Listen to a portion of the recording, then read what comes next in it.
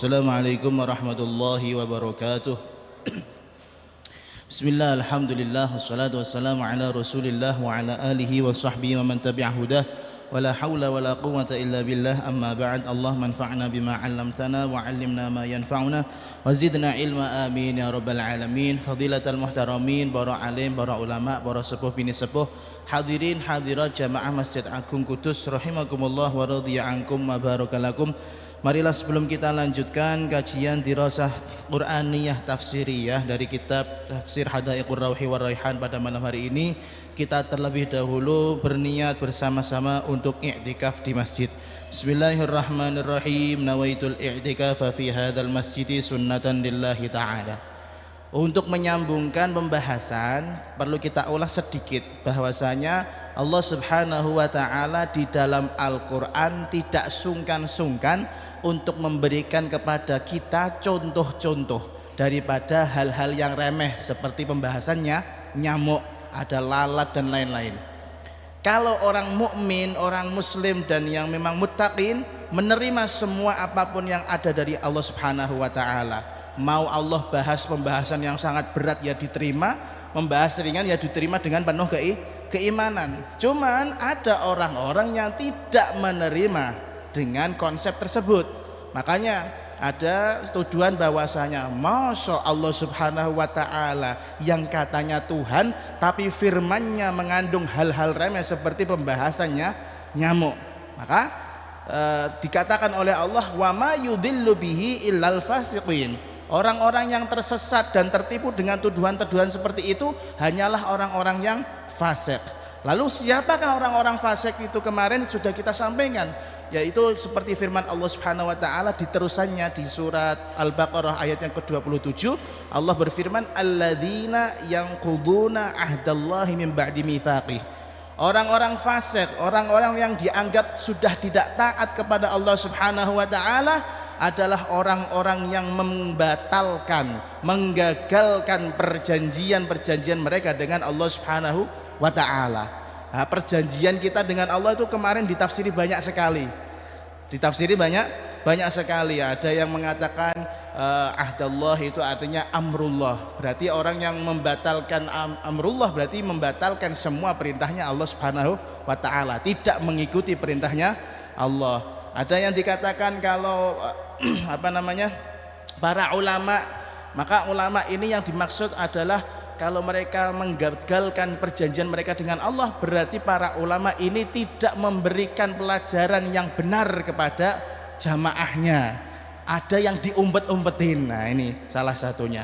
Dan ada tafsir ajaib yang aneh tapi menarik untuk dibahas yang disampaikan oleh Al-Imam Al-Maraghi. Apa artinya yang quduna ahdallah, membatalkan janji Allah? Yaitu ketika kita sebagai makhluknya Allah, sebagai manusia diberi wasilah, diberi perantara alat-alat yang lengkap untuk bisa tadabbur, untuk bisa tafakkur. Kita menikmati kesehatan ini, kita menikmati makanan yang lezat ini, kita menikmati kehidupan yang nyaman ini, lalu kemudian kita tidak berterima kasih dan tidak mengenal siapa sejatinya Allah Subhanahu wa ta'ala, malah nyembah sama sosok yang bukan pantasnya menjadi Tuhan. Itu termasuk menggagalkan janji kita kepada Allah. Kamu dikasih nikmat, bisa jalan, punya kaki dua, kamu punya tangan, punya mata, punya telinga, tapi semua itu ternyata tidak digunakan untuk taat kepada Allah. Ini termasuk menggagalkan janji kita kepada Allah Subhanahu wa ta'ala. Dan juga dikatakan menggagalkan janji kita kepada Allah, yaitu menganggap bahwasanya para nabi, para rasul yang diutus oleh Allah Subhanahu wa ta'ala, mereka itu hanya ngaku-ngaku jadi nabi. Akhirnya kita gak percaya sama para nabi. Ini termasuk menggagalkan daripada perjanjian kita kepada Allah Subhanahu wa ta'ala. Lalu kemudian sifat yang kedua, Allah Subhanahu wa ta'ala mengatakan bahwasanya sifatnya orang fasik adalah wa yaqta'una ma amarallahu bihi ayyusal. Mereka punya sifat khas, yaitu selalu memotong apapun yang diperintahkan oleh Allah Subhanahu wa ta'ala untuk menyambungkannya. Contoh silaturahim. Orang-orang yang memotong tali persaudaraannya. Punya saudara karena rebutan warisan dipotong ya, nggak mau tegur sapa, nggak mau kumpul reunian halal bihalal kalau keluarga. Ada ya. Orang-orang yang seperti ini terindikasi apa? Wa yaqta'una ma amarallahu bihi ayyusal. Tapi Syekh Amin Al-Harari juga mengatakan bahwasanya al-qat'u huna lafdun am. Yang dimaksud memotong di sini adalah lafaz yang umum, yaitu yang meliputi semua hal yang disukai oleh Allah lalu kita potong, lalu kita tidak laksanakan. Contoh, Allah memerintah kita sholat lalu kita gak mau sholat, itu termasuk daripada bentuk memotong. Memotong apa? Memotong hubungan kita dengan Allah, karena sholat adalah wasilah kita untuk nyambung kepada Allah Subhanahu wa ta'ala. Contoh lagi, perintah zakat, iya, perintah apa? Zakat, lalu kita tidak mau melaksanakannya, itu termasuk bentuk memotong apa yang harusnya disambungkan sesuai perintah Allah. Kenapa itu? Karena Allah Subhanahu wa ta'ala menginginkan kalau kita bayar zakat, kita ada muncul rasa muasah, yaitu rasa sayang dan kasihan kepada saudara-saudara kita yang miskin. Dan semua hal yang berkaitan dengan hal-hal yang diridhoi oleh Allah lalu kita tidak melaksanakannya, itu termasuk bentuk daripada yaqta'una ma amarallahu bihi ayyusal. Lalu kemarin kita sudah sampai pada hadis yang mana hadis ini sangat ngeri sekali. Kata Rasulullah sallallahu alaihi wasallam, idza azharan nasu al-ilm wa dhayya'ul amal bih wa tahabbu bil alsun wa tabaghadu bil qulub wa taqata'ul arham la'anahumullahu 'inda dzalik fa asammahum wa a'ma absarahum. Ketika orang-orang sudah mulai pamer dengan ilmunya, banyak toh pamer ilmu, saya sudah S2, wah masih kerenan saya sudah S3, wah kalah kamu, masih keren saya sudah profesor, doktor, wah gitu. Ini azharul ilm, mereka sudah pamer dengan strata keilmuannya, tapi isinya kosong, akhlaknya tidak ada. Karena dawahnya kan Nabi seterusnya wa dhayya'u al-amal bihi, dan mereka menyanyiakan ilmu yang mereka miliki dengan mengamalkannya. Jadi kebanyakan sekarang sudah mulai terjadi orang ngaku pinter, profesor, doktor, ya sudah S3, sudah punya pangkat tinggi di institusi, ya punya menjadi dosen, bahkan rektor, ya. Akan tetapi adhayya'ul amal bih, kelihatannya mereka gak mengamalkan ilmunya, karena mereka tahu banyak tapi tidak diamalkan. Karena orang yang punya ilmu harusnya itu mengamalkan ilmunya. Tidak ada orang yang mengamalkan ilmu terus lama-lama semakin dangak, semakin sombong, tidak ada, justru semakin tawadhu. Nah ini sudah mulai kelihatan, pamer dengan ilmunya tapi tidak mengamalkannya. Lalu watahabu bil alsun watabaghadu bil qulub, mereka itu antar saudara, antar teman, antar relasi, lesannya mengatakan aku sayang sama kamu, aku hormat sama kamu, aku deket sama kamu, aku adalah bolomu, kan gitu. Tapi di hati enggak, watabaghadu bil qulub, enggak, ini tak tikung pokoknya, membuat rekayasa, membuat fitnah-fitnah di belakang. Sudah mulai banyak seperti itu, ya. Atau teman makan teman, istilahnya, ya. Teman makan teman. Wa taqata'u al-arham, Allah, sudah mulai banyak hubungan silaturahim, hubungan persaudaraan karena nasab, hubungan persaudaraan karena pernikahan taqata'u, mereka memilih untuk saling putus karena rebutan warisan, karena rebutan tanah, karena rebutan pembagian. Allah karim. Maka kalau sudah keadaannya seperti ini, la'anahumullahu inda dzalik, mereka dicap oleh Allah Subhanahu wa taala sebagai orang-orang yang kena laknat. Apa itu laknat? At-tardu an rahmatillah, diusir daripada lingkup rahmat kasih sayangnya Allah Subhanahu wa taala. Rahmat itu bukan hanya dilihat dari masalah punya rezeki banyak atau enggak, karena hakikatnya kalau kita lihat orang-orang yang memotong tali silaturahimnya, kemudian mereka mengatakan saya ini pinter tapi gak mengamalkan ilmunya, ternyata mereka kaya-kaya, tapi hatinya panas. Nah itulah salah satu bentuk laknatnya Allah Subhanahu wa ta'ala, tapi hatinya panas. Naudzubillah ba'dzalik. Lalu ditambah lagi fa asammahum wa a'ma absarahum, naudzubillah min dzalik. Kalau sudah seperti itu, mereka dibikin buta oleh Allah Subhanahu wa taala, mereka dibikin tuli oleh Allah Subhanahu wa taala. Yang terjadi mereka tidak mau menerima kebenaran. Apa ada ceritanya orang yang sudah kemlete, yang sudah sombong dan bangga dengan ilmunya, bangga dengan titelnya, lalu kita nasihati mempan kira-kira? Enggak mempan. Mempannya itu kalau sudah kena laknat. Kalau istilahnya kalau sudah kena karma, sudah kena balasan jelek itu baru mempan. Makanya saya pernah ini ada beberapa orang curhat sama kita orang, ya ini masya Allah akhlaknya gini. Kira-kira kapan itu warasnya Gus ya? Orang kok masya Allah dolim sama saudaranya, dolim sama anak buahnya, dolim sama karyawannya. Kira-kira kapan ini insafnya, tobatnya? Saya bilang ya nunggu kena musibah, kayak gitu. Karena kalau nggak kena musibah nggak bakal waras. Nah, biasanya seperti itu. Allah kasih mereka nikmat sok-sokan, dijor-jorke, tapi nanti suatu saat tiba-tiba Allah ambil itu semua nikmat, baru dia sadar. Biasanya seperti itu. Kalau masih enak kok sadar kita kok ora pati asik uripnya ya. Dan kita sebagai orang-orang yang tertindas ini kayaknya nggak terima juga. Wong amale zalim, amalnya nggak baik sama orang, kok tiba-tiba tobat, kok enak ya? Ya nggak, rasanya terima apa enggak? Lah, makanya saya bilang biasanya itu nunggu karma atau nunggu balasan dari Allah Subhanahu wa taala. Waruya anin nabi. Nah, ini lanjutannya. Waruya anin nabi sallallahu alaihi wasallam annahu qala salasatun fi dhilli arsyillah yaumal qiyamah.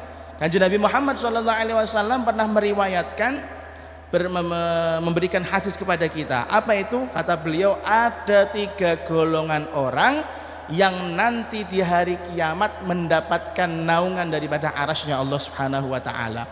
Jadi kalau kita gambarkan hari kiamat itu haulun azim, sangat menakutkan, melebihi rasa takutnya kita dengan hewan buas, melebihi rasa takutnya kita dengan kematian. Betul, dari kita semuanya mungkin banyak orang yang tidak siap untuk mati, tapi hari kiamat rasa menakutkannya luar biasa. Sudah begitu kondisinya mencekam pula. Gimana gak mencekam? Yang punya langit, punya bumi, yang punya rumah, Allah Subhanahu wa taala murka kepada seluruh makhluknya, kepada seluruh hamba-hambanya. Masya Allah. Lah, tapi di hari kiamat ada pengecualian. Ada orang-orang yang agak dikasih perlindungan oleh Allah Subhanahu wa taala, dan Allah memberikan naungan kepada mereka. Karena di hari kiamat itu matahari dibesarkan panasnya, kelipatannya, lalu kemudian didekatkan jaraknya dengan makhluk Allah, yaitu manusia. Bayangkan, wong kita baru kemarin musim panas saja wes bingung kan, golek es teh jumbo kan. Nah, ini di akhirat nggak ada es teh jumbo, nggak ada, nggak payu tenan, nggak payu, semuanya sudah lupa. Nah, tapi ada 3 golongan yang mana mereka mendapatkan naungannya Allah Subhanahu wa taala, dan ini pertanda baik. Orang-orang seperti ini berarti istimewa. Nah, semoga kita salah satunya ya. Semoga kita salah satunya.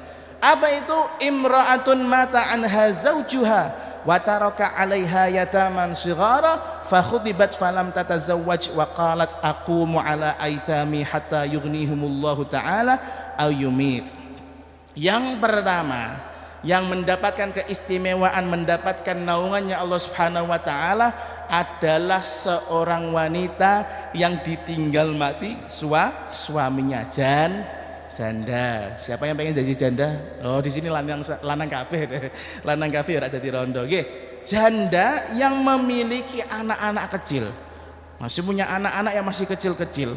Lalu kemudian janda tersebut suatu saat dikhitbah, dilamar sama seseorang, tapi dia menolak lamaran tersebut dan mengatakan, "Ndak, saya fokus menafkahi anak-anak yatimku sampai Allah Subhanahu wa taala jadikan mereka kaya, atau Allah Subhanahu wa taala yumit, membuat aku mati atau anak-anakku yang mati." Masya Allah.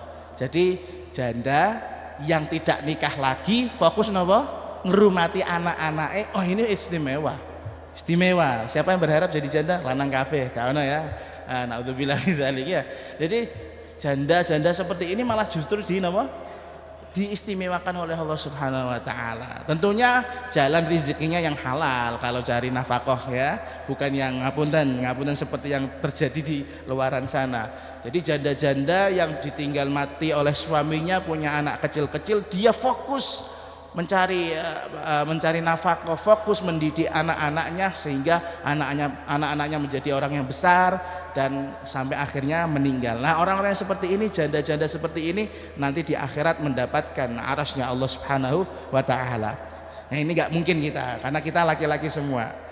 Yang kedua, warajulun lahu mal sana'atu aman fa ataba sun'atahu wa ahsana nafaqatahu fada'a alaihil yatim wal miskin.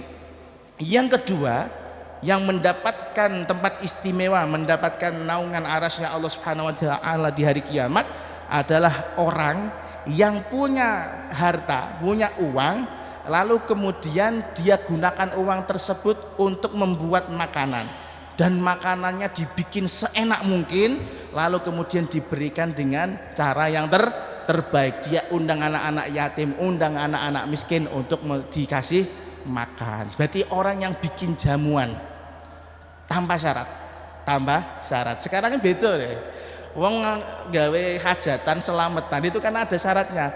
Sampean bisa makan enak tapi asalnya ngaminkan doa saya kan gitu. Ini enggak, kalau ini enggak, beda ini.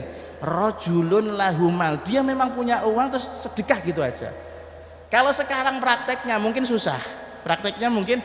Paling gampang apa? Pesen ke mawon ya, pesen ke makanan yang enak lalu kita bagi-bagi kepada yatim dan miskin. Orang yang suka sodakoh ini kemungkinan besar menjadi orang yang mendapatkan naungan arasnya Allah Subhanahu wa taala. Dengan syarat apa? Atau bason atahu, dia membuat makanannya atau memesan makanannya itu makanan yang baik gitu loh. Jangan mesen angger-anggeran sing rego 3.500 mbok dom ngono ya. Misal kocenge rak doyan kok ya. Kocenge 3.500 rak doyan, harus pindang yang besar loh. Kucing di pondokmu itu kan gitu kan. Yang oren ya. Makannya apa? Pindang besar. Lelemu dicolong ya. Kemudian ayam sampelmu dicolong. Kalau enggak sampel enggak mau makan, iya enggak? Itu koceng aja enggak doyan kok mbok sedekah kan gitu ya. Jadi kalau mau sedekah itu yang terbaik, jangan yang jelek-jelek. Saya pernah menyindir beberapa orang, menyindir di dalam forum seperti ini. Kalau untuk sedekah untuk orang tuanya yang sudah meninggal, mbok yo kalau bikin makanan itu yang enak, sing dembenakno, sing dadekno wong yang melihat itu nafsu makan. Jangan sampai memberikan sedekah untuk yang mana pahalanya untuk orang tuanya, tapi sedekahnya angger-anggeran. Akhirnya ditimpa itu sing mati lho, iki ngirim bapake tah sedekah angger ngene berkatane. Si dosa sapa? Anake. Yang jelek nama bapaknya yang meninggal lho kan gitu. Tuh mending gak usah gawe konoan gitu ya. Gak usah bikin berkataan pun. Itu kelompok yang kedua.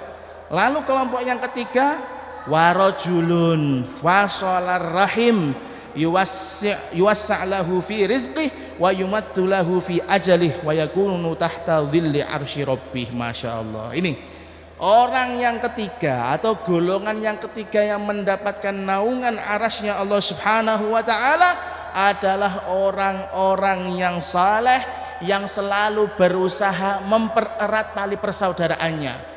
Ada kelompok A, kelompok B, sama-sama saudara, adik dan kakak tukaran, dia yang menyambungkan, mendamaikan. Dan saya sering kali mengatakan hal yang membuat kita sering geseh atau tukaran ya, bertengkar dengan saudara karena rebutan warisan itu.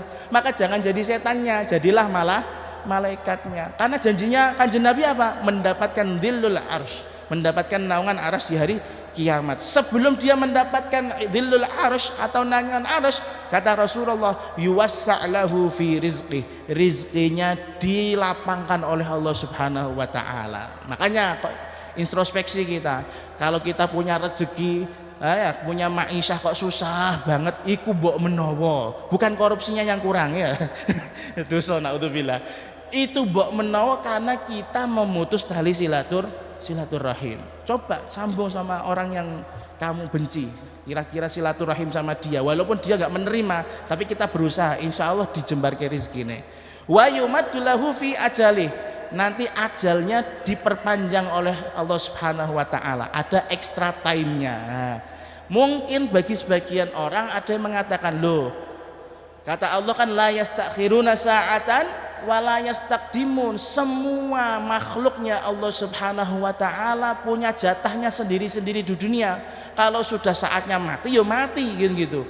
Tapi kok katakan jenabi kok yumaddulahu fi ajalihi, kok bisa ajalnya diakhirkan atau umurnya dipanjangkan? Kita teringat dengan dawahnya Abu Ya Ahmad di Abdul Fattah kalau nggak salah di Halal Bihalal, sering mengutip ya hadis yang seperti ini, bahwasanya yang dimaksud panjang umur itu bisa dua makna. Kalau satu adalah panjang umur yang memang betul-betul dipanjangkan umurnya Allah Subhanahu wa taala, yang harusnya 60 tahun karena barokahnya silaturahim bisa jadi 70 tahun, 80 tahun ya gitu. Atau yang dimaksud dipanjangkan umurnya itu artinya keberkahannya sama dengan orang yang umurnya panjang. Contoh seperti halnya Al-Imam An-Nawawi, beliau dikatakan meninggal tidak sampai umur 50 tahun, 40 tahun, tapi Masya Allah berkahnya umur beliau itu mengalahkan orang yang umur ratusan tahun. Buktinya apa? Kitabnya masih dipakai sampai saat ini, Riyadhus Shalihin, kitab Syarah Majmu', terus kemudian Syarah Muslim Al-Minhaj dan lain-lain. Lah orang-orang seperti ini adalah orang yang dipanjangkan umurnya dari segi keberkahan. Makanya kalau mau panjang umur, sehat walafiat, rezeki banyak, gampang silaturahim. Kok seret rezekimu, loro meh mati terus, nah iku tondo-tondo ora seneng silaturahim.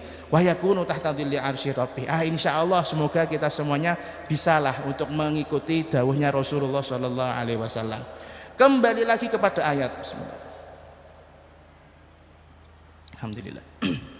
Kembali lagi kepada ayat, sifatnya orang yang fasik. Yang pertama tadi dikatakan alladzina yanquduna ahdallah, mereka yang merusak janjinya dengan Allah Subhanahu wa taala. Terus yang kedua wa yaqta'una ma amarallahu bihi ayyusal, mereka adalah orang-orang yang selalu memutus apapun yang diperintahkan oleh Allah untuk disambungkan. Dan yang ketiga wa yufsiduna fil ardi, mereka adalah orang-orang yang kerjaannya membuat kerusakan, keonaran di muka bumi. Lah, kerusakan ini seperti apa? Apakah kemudian bakar gedung gitu ya, atau bakar pasar, atau bagaimana? Di sini disebutkan sama Syekh Amin Al-Harari, ai bil ma'asi wal fitan wa ta'wiqin nas minal imani bi Muhammadin sallallahu alaihi wasallam bil Quran wal istihza bil haqq wa qad'is silah allati 'alaiha yaduru falaku nizamil alam wa salahihi. Yang dimaksud yang dimaksud orang-orang yang berusaha merusak bumi adalah merusaknya dengan melakukan kemaksiatan. Ngapunten, orang sebenarnya muka bumi ini seisinya adalah dalam keamanannya Allah Subhanahu wa taala. Akan tetapi akan ada azabnya, akan ada siksanya ketika sudah berani orang-orang yang di atas bumi melakukan maksiat kepada Allah. Maka hakikatnya orang yang melakukan kemaksiatan itu berarti sedang berusaha merusak bumi. Saya teringat itu ceramahnya Allahyarham Kiai Haji Zainuddin MZ ya, Kiai sejuta umat. Kata beliau mengatakan, ente jangan maksiat. Kenapa? Entenya yang maksiat, yang efeknya kena azab kita semua orang soleh gitu katanya. Enak ente maksiat, tapi yang dapat apa? Efeknya adalah orang-orang yang soleh. Makanya Allah kalau mengadab sebuah kaum, naudzubillah min dzalik, itu yang soleh-soleh juga kena azabnya. Tapi bagi orang soleh adalah rahmat, karena dia dipercepat untuk bertemu Allah Subhanahu wa taala. Sementara orang-orang yang kafir, orang yang ahli maksiat, itu hakikatnya kalau mereka mendapatkan gempa bumi ya, kemudian banjir bandang sampai mati, itu berarti hakikatnya ada bagi mereka. Kenapa? Belum sampai tobat sudah dimatikan sama Allah Subhanahu wa taala. Akhirnya di akhirat apa? Di neraka, mukhalladun fiha. Selama-lamanya di neraka. Makanya itu benar kata Kiai Zainuddin MZ, ente yang maksiat, kita yang kena efeknya, jangan tolol ente gitu. Masya Allah ya gitu ya. Jadi termasuk salah satu bentuk merusak bumi adalah kita melakukan maksiat apapun itu ya, maksiat apapun walaupun terkesan remeh. Wal fitan, dan membuat gejolak. Fitan itu bukan hanya sekedar fitnah. Kalau dalam bahasa Indonesia fitnah kan menuduh orang lain berbuat hal yang tidak dilakukannya dan merugikan dia kan gitu. Tapi kalau di kita fitnah di dalam literatur Arab atau bahasa agama Islam, fitnah itu semua gejolak yang menimbulkan perpecahan dan menimbulkan bahaya. Misal bikin hoaks itu fitnah. Anda menuduh saya misalnya, wah itu Imam Masjid Agung itu ahli maksiat itu misalnya, naudzubillah bidzalik ya. Kemudian itu tukang korupsi gini. Nah, ini salah satu bentuk fitnah. Dan ini menghancurkan citra seseorang, hoaks dan lain-lain. Ini termasuk salah satu bentuk merusak muka bumi. Lalu yang kemudian wa ta'wiqin nas 'anil iman bin Muhammadin sallallahu alaihi wasallam bil Quran. Dan berusaha menyesatkan manusia agar jangan sampai iman percaya kepada Kanjeng Nabi, jangan sampai percaya kepada isinya Al-Qur'an. Ini contoh kecilnya ya. Mungkin wayai ngaji malah ngejak PS-an. Mungkin ini termasuk takwik, membuat orang yang awalnya pengen ngaji akhirnya nggak jadi ngaji gara-gara PS. Hati-hati, yufsiduna fil ard. Iya, membuat kerusakan di bumi. Kenapa? Kalau pulang ngaji kan dia tambah pinter, tapi pulang PS mungkin emosi kan gitu kan, kalah terus kan gitu. Nah akhirnya tukaran. Nah ini salah satu bentuk merusak muka bumi. Wal istihza'i bil haq. Allah. Al istihza' bil haq, menganggap hina, memperolok-olok, mentertawakan barang yang hak. Misal ngapunten, naudzubillah min dzalik, salat. Lalu kemudian sholat itu dibikin konten yang kontennya mencolot karepe dhewe. Pernah ya di beberapa tahun lalu pas waktu viral FF atau Free Fire itu ya, sholatnya sampai mencolot gitu ya. Istihza bil haq ini ya, menghina perkara yang hak menurut agama Islam. Masya Allah. Lah akhirnya efeknya seperti efek domino. Ada satu yang melakukan kejelekan kemudian diupload di TikTok, yang lain ikut. Nah ini termasuk merusak membuat kerusakan di muka bumi. Dan yang paling terakhir kata Syekh Amin Al-Harani, waqad issilah allati 'alaiha yaduru falakun nidhamil alam wasalahihi, dan memutus semua hubungan yang mana mempengaruhi eksistensi dan keseimbangan alam semesta. Misal ngapunten ngomong-ngomong mawon, terkadang sebagai orang yang punya wewenang besar, pemerintahan, Pak Bupati, Gubernur dan lain-lain, itu tanda tangannya sangat berharga. Iya, tanda tangannya itu bisa memberikan manfaat yang segitu besar dan juga seringkali membuat sengsara banyak orang. Nah, ketika orang yang punya jabatan tinggi tersebut menandatangani sebuah proyek yang mana membuat sengsara rakyat, membuat sengsara masyarakat, ini termasuk salah satu yufsiduna fil ard. Misal ada kali sawah yang biasanya airnya mengalir ke sawah-sawah masyarakat, kemudian dia bikin bendungan di situ, airnya nggak bisa ngalir ke sawah masyarakat. Ini namanya yufsiduna fil ard. Tanda tangannya mempengaruhi kesejahteraan masyarakat. Nah, atas berarti termasuk orang-orang yang fasik. Naudzubillah min dzalik. Semoga Allah Subhanahu wa taala menjadikan para pemimpin kita untuk memutuskan hal-hal yang terbaik untuk masyarakatnya, untuk jamaahnya. Maka kata Allah menutup daripada ayat ini, ulaika humul khasirun. Semua tadi yang disebutkan, orang yang membatalkan janjinya dengan Allah, orang yang memutus apapun yang diperintahkan oleh untuk disambungkan, atau orang yang membuat kerusakan di muka bumi, tiga-tiganya ini adalah al-khasirun. Secara harfiah yaitu orang-orang yang sengsara. Maksudnya apa? Al-maghbunun bifawatil masubah wal jannah lahum wal masir ilal uqubah wan nar al-mu'abbadah alaihim. Mereka hakikatnya adalah orang-orang yang tertipu karena kehilangan banyak sekali pahala dan surga, dan kembalinya malah ke neraka dan selama-lamanya di neraka. Kenapa mereka dihukumi selama-lamanya di neraka? Li'annahum istabdalu ad-dhalalah bil huda wal adzaba bil maghfirah. Karena mereka adalah orang-orang yang rela mengganti kesesatan, mengganti kesalahan, mengganti dosa diijoli dengan hidayah. Hidayah enggak mereka ambil, tapi yang mereka ambil adalah apa? Kesesatannya. Ibarat aku milih goblok aja, enggak usah jadi wong pinter gitu ya. Kadang kan ada orang maksiat itu bukan karena apa-apa, tapi memang karena enak-enak maksiat lah gitu loh. Bukan karena pengen taat gitu ya. Wal adzab bil maghfirah, dan dia lebih memilih adab daripada ganjaran atau ampunan dari Allah Subhanahu wa taala. Fasaru ilan nar al muabbadah. Maka mereka pantas kiranya berada selama-lamanya di neraka. Kenapa? Li'annahum istabdalu an-naqdha bil wafa wal qat'a bil wasl wal fasada bis shalah. Karena orang-orang seperti itu telah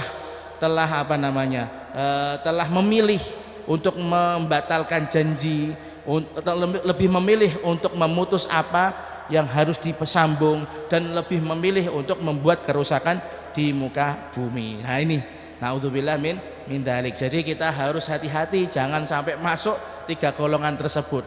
Bukan berarti kita orang yang beriman terus selamat dari ayat ini, bukan. Jadi kita harus introspeksi terus, karena kita tidak tahu di masa depan akan melakukan apa. Maka yang paling pantas bagi kita adalah nas'alullaha at-taufiq hatta nulhiq bil muwaffaqin. Kita minta kepada Allah Subhanahu wa taala agar selalu diberi taufik, inayah dan pertolongannya di setiap langkah hidup kita, sehingga kita nanti bisa pantas untuk bersama-sama orang-orang yang diberi taufik oleh Allah Subhanahu wa taala.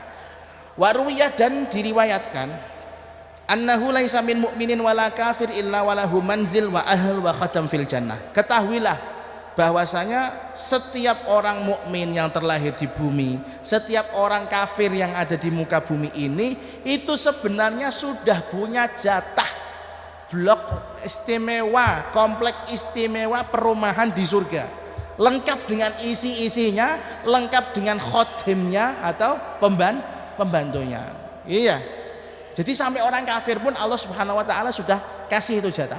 Ada jatahnya. Cuman kontrak di dunia kan beda-beda. Fa in ata Allah u'tiya ahluhu wa khadamuhu wa manziluhu fil jannah. Kalau dia kontraknya di dunia memilih taat kepada Allah, maka nanti di akhirat dia berhak memiliki tempat tinggalnya di surga, memiliki bidadarinya di surga, memiliki pembantu-pembantunya di surga, karena kontraknya benar di dunia dibuat untuk taat kepada Allah. Bagaimana nasibnya orang kafir yang maksiat? Wa in asahu warasahullahul mu'min.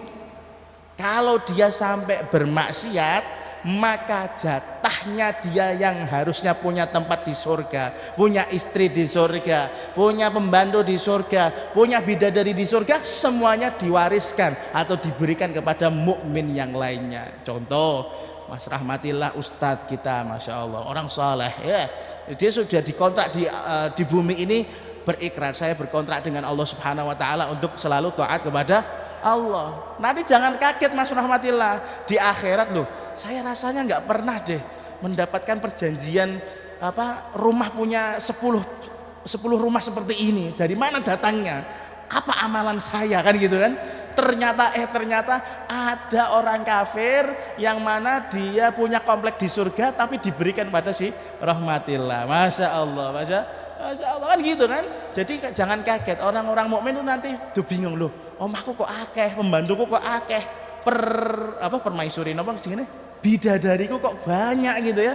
Itu ternyata ada jatah-jatah slot untuk orang-orang kafir yang tidak diambil sama orang kafir, diberikan kepada orang mukmin. Jangan kaget ya, nanti jangan heran amalnya gak sepiro tapi hadiahnya luar biasa. Bon, kita lanjutkan. Qala ta'ala, kaifa takfuruna billah. Kaifa kaya apa takfuruna ke padha kafir to kufur sapa sira kabeh billahi ing Gusti Allah. Wa kuntum hale ana sapa sira kabeh amwatan iku mati. Fa ahyakum mongko nguripake sinten Gusti Allah kum ing sira kabeh, tsumma yumitu nuni keri-keri mateni sinten Gusti Allah kum ing sira kabeh. Summa yuhyi nuli keri-keri nguripake sapa Gusti Allah kum ing sira kabeh summa ilaihi. Mongko keri-keri marang Gusti Allah turja'una bakal den balikake sapa sira kabeh. Di dalam ayat ini secara harfiah setelah Allah memberikan kepada kita keterangan siapa itu orang-orang yang fasik, Allah Subhanahu wa taala berfirman yang artinya bagaimana bisa kamu ingkar kepada Allah atau kufur kepada Allah padahal kamu itu loh dulunya adalah benda mati.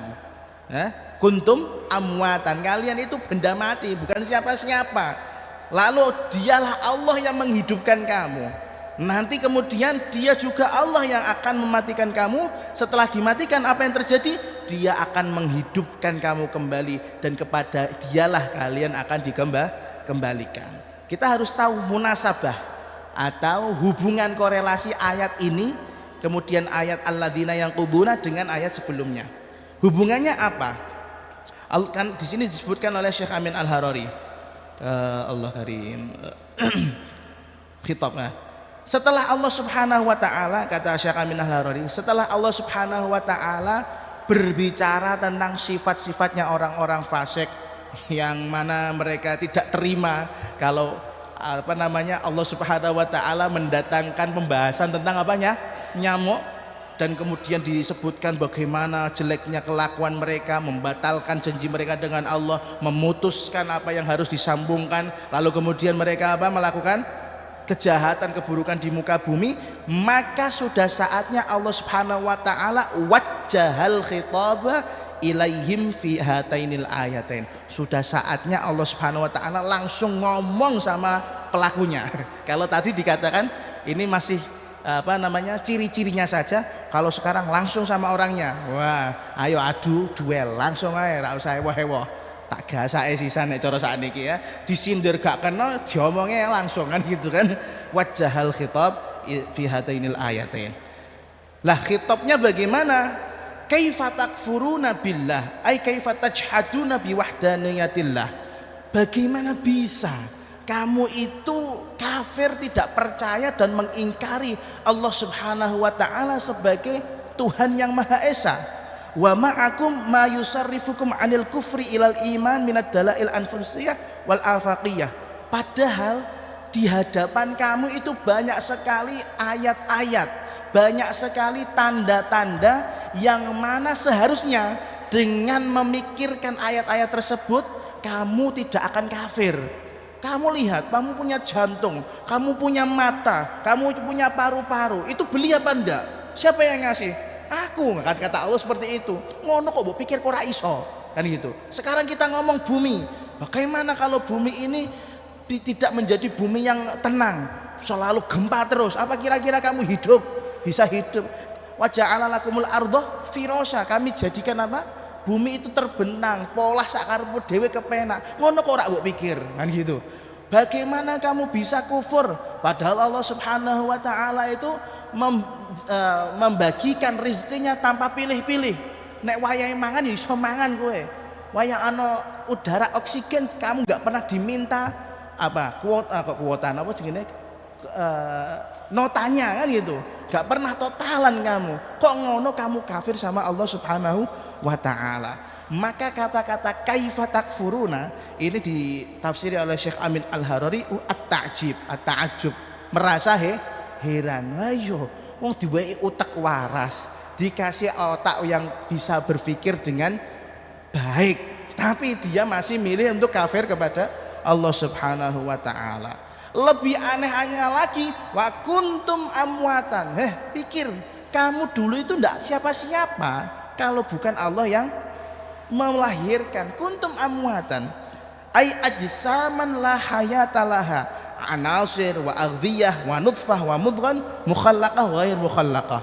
Kalian itu loh, asal usul kalian itu kan benda sebenarnya, dari inti saripati tanah, dari mineral, dari apa lagi, vitamin-vitamin yang berada di tumbuh-tumbuhan. Akhirnya Allah Subhanahu wa taala kumpulkan kalian dalam sperma, ketemu indung telur.